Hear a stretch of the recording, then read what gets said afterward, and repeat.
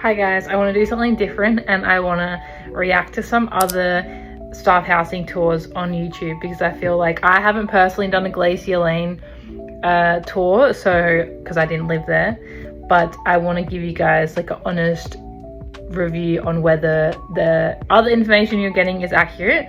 One of these videos is going to be from my friend, so thank you Tani for your lovely video. I'm going to go through it now. I'm going to see if it's accurate and if there's anything else missing that you guys need to know about. So I thought, what better time to do a little room tour. And for yous that don't know me, I'm Tani and I moved to Whistler. I'm going to fast forward this because I know that she's going to hate me for putting this on the internet again. Okay, let's go. Or a couple. So this is our front door, and as soon as you walk in, you get our kitchen. Now, the kitchen's basically the same in like every apartment, but it's just like different orientations in some of the apartments. But it comes with, yeah, like a stove, microwave. I have no idea where our doors have gone, by the way, for our cupboards, but that's fine. Yeah, just, you know, your usual sink, nothing crazy. She might say this in a minute, but she's right. A lot of them look basically the same. The orientation's just going to be a little bit different. I will mention that there are no ovens in buildings 1 to 6. Hopefully some of them may have, like, she's got a little grill there, some might have an air fryer. All the appliances generally depend on who has lived in the house prior and like left stuff behind. That's generally how it works. Every house will probably have a different amount of stuff. It's kind of random. You'll always have enough stuff, like the normal things like, you know, forks, knives, bowls, all that kind of thing you'll always have plenty of. But I think in terms of appliances, extra appliances, it may differ depending on who was there. And you guys can always buy something for the house if you need, and then you could split it. If you split it between 4 people, that's like the cost will go down significantly. And yeah, she doesn't have any doors on her kitchen cabinets. That's not normal, I don't think, but you never know what you're going to get when you go into a staff housing, let me tell you that. Easy, and it comes with all like pots and pans, all your like cutlery and stuff. So yeah, this place literally comes with everything you could want or ask for. We did, when we first got here, like we went for like a big little shop. We went for a big shop, some like new plates. We also bought that new toaster, because you know when you move into a house you want to feel like comfortable, so we just like bought a few new things that would like settle us in our room. We actually, yeah, I agree with that. You'll have, if you're just coming for a season and you don't want to have to worry about any of this, 100%, you have everything that you need to get by in terms of just cooking basic things and living comfortably or whatever. But if you have certain things that you really love, for instance, Stefan loves making smoothies, so we bought a NutriBullet. There's some things that you might buy if you feel that you're going to use it often. And again, the cost is not that significant, especially if you're splitting it with someone. There's also Reuse It, where there's a lot of appliances and that kind of thing. We got a pod coffee machine for like $5. There's always options if you want to upgrade and get a few things. I think she's about to talk about the bedroom, because I have something to say about that too. But yeah, in terms of the kitchen, you'll be good to go. You'll probably still want to buy like a few things here and there, especially if you're staying more than a season. I would recommend, if there's something that you feel you use all the time, like I just said, coffee machine, whatever, I would recommend just getting it. You might as well.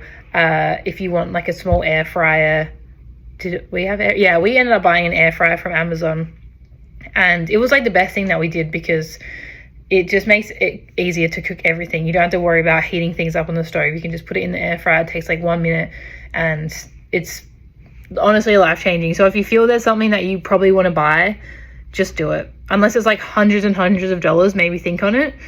Don't buy the Ninja Creamy like I did. You change your own quite a lot.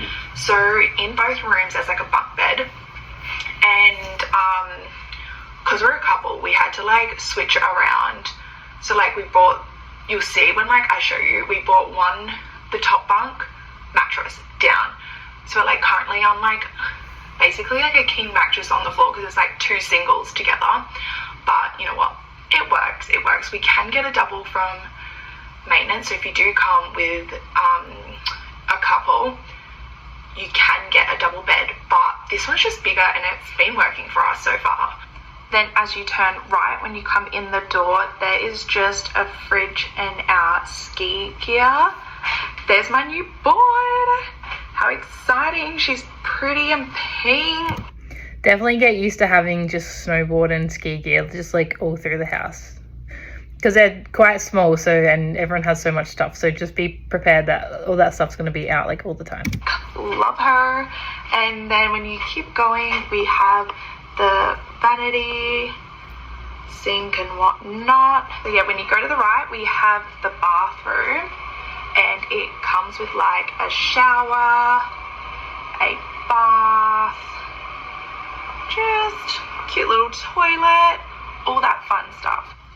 Okay, so yeah, so I think that's the same setup for all of the houses. Sink is outside of the toilet and shower, so that's really good if you're sharing with 4 people. You guys can still use the sink and do your hair and makeup and wash your hands and all that while someone else is in the toilet and shower. So that's super, super handy. That's the same as West Side and Brio as well. I believe like everyone has the sink outside, which definitely makes it easier for like sharing the space. I personally, when I first shared in West Side, I shared with a couple. We really had no issues with sharing the toilet, bathroom and sink. I think our toilet was separate, so we were a little bit more lucky, but it's honestly not too bad. You'll get into like a routine of who's going when, and it personally didn't cause any issues for me. However, if you live in building 7 where there's 6 people, I can't speak to that. I'm sure that's a little bit harder, but it's fine still. And yeah, a shower and toilet is the exact same in all the houses.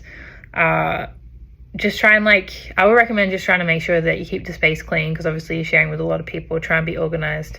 And yeah. Okay, next, where are we off to next? This is the cutest part. This is our lounge room. So as you see, I will say their lounge room is very, very cute. When you first get into your room, if there's no one in there, or maybe just people just starting to move in, it's going to look very plain. And then it's up to you guys to like decorate it and style it how you want. As you walk in the door, this is here. We got our 2 sofas, our roommates. Actually, let's also touch on that. So basically, how it works with housing is, say there's people in the house, and look, it's already snowing in that video. Wow, that's cool. It was winter. Duh. So say there's someone in that house already from like winter, and then they're staying for summer and another winter, then they're staying in the house. And then as people move, people will move in and out. So say someone brings in like an extra TV or decorates or whatever, they might just like leave that in the house. And then if your whole room moves out, which does happen, especially like summer to winter, you might come into a fresh house that like nobody's in, there's no decoration and no nothing. So it really depends on the situation. And yeah, there's some that are like really, they have a lot going on. There's some that are like very basic, kind of depends on how long your roommates have been there or how much you want to like deck out the place. It depends on your style. They do recommend trying to not stick things on the wall and that, because you are in like a rental agreement. There are definitely rules on putting things on the walls and that kind of thing, which you'll read through in your agreement.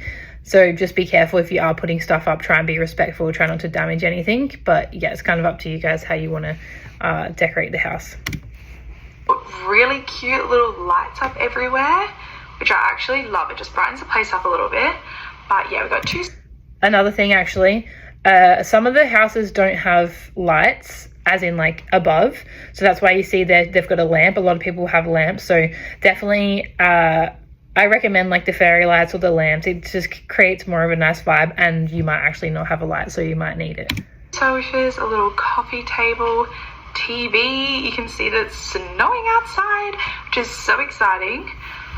We actually just got some new posters, which we put up like last week, and I'm just loving the vibe of this place. Like, look how cute this is. I can't believe I get to call this little place home. That is a vibe. Alrighty, now this is our bedroom. Now you can like know what I mean by the 2 single beds together. So we brought like that. Yeah, so they have a very different setup to how a normal two-person will be. So Tani's in a couple, that she's got a boyfriend, so that's why they're sleeping together. So as you can see where it is now, that white thing is the top bunk, and then the bottom is the bottom bunk. These ones where they're like got wood on the wall are a lot nicer than the ones that are double bunk together, because it's attached to the wall rather than the other bed. So when someone's going up to the top bunk, it's not affecting the person underneath. I definitely like that style more. It just feels like, I don't know, just feels nicer in those bedrooms personally. And it's up to whoever moves in first gets pick of if they want top or bottom. I don't know if there's a preference. You guys, someone else can let me know in the comments if you lived in Glacier. I think almost all the ones in Glacier are bunks, not like singles together. There are some in building 7 in the one bedroom that are 2 singles apart. That's definitely preferred. So if you're in building 7, try and get there'll be one room with 2 singles, and then there'll be bunk, pretty sure. So try and get the ones with the singles on their own if you can. And then, or if someone moves out and you're the next one in, you kind of get like priority. So make sure you try and do that with your roommates. As you can see, like their style kind of works almost better because they have more room for storage. You can see as she walked in, it's just like a wall. So it's very tight on storage. There's that one cupboard. I think most of them have one cupboard. So you got to share that with your roommate. So the person that you're bunking with, as in your room, I think you'll get closer to them, obviously, because you're in the room. Just try and like be respectful of each other. And, you know, yeah, you're sharing a very small space with that person. So that person try and, just be really close with, so that you guys can make sure you stay on the same page and not get into fights. Other than that, you got other housemates, I should say, and same sort of thing, but closer with the person in your bunk. I don't know what I'm saying. Let's continue. Yeah, single mattress to the bottom, which made a cute little bed. And then we have our just chest of... I'll say sorry. So I don't know why I'm saying sorry. It's literally my video. In Westside, where you guys seen me film, most of the rooms have 2 singles, or Westside and Brio have 2 singles generally.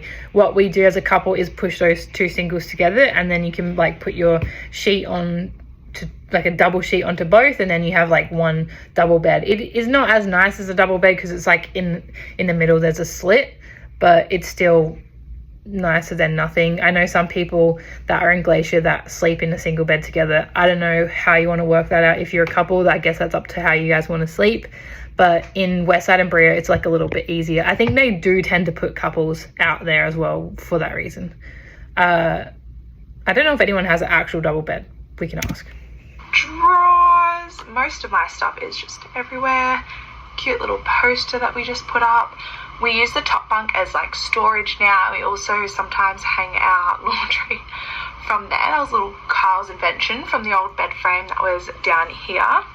And then this is just all of our jumpers and jackets and whatnot. Shoes down there. We got more storage just up there. This looks a little bit messy, but that's okay. Just a few towels, wet jackets and whatnot. She's saying it's messy, but honestly, like, I think that's the best that you can do in that small space. So, Tani, you are amazing. Oh, but yeah, this is our cutie little room. So there you go. There was our little room, apartment tour, whatever you want to call it. This will be our home for the next 6 months, and it's also our... Sorry, Tani. I'm just going to see if there's anything else. Stuff, but yeah. It's fun, and winter is going to be amazing. So book that ticket. So true. As you can see, like, there's pros and cons to staff housing, and like sometimes it is what it is. It's a good little taste. I'll try and do some more of these so you guys can see if everyone else on YouTube is being honest. But this is a really good example of a Glacier staff housing room. So if you are interested in Glacier, and because I only have Westside and Brio, I don't know what I'm saying. Okay, appreciate y'all. Bye.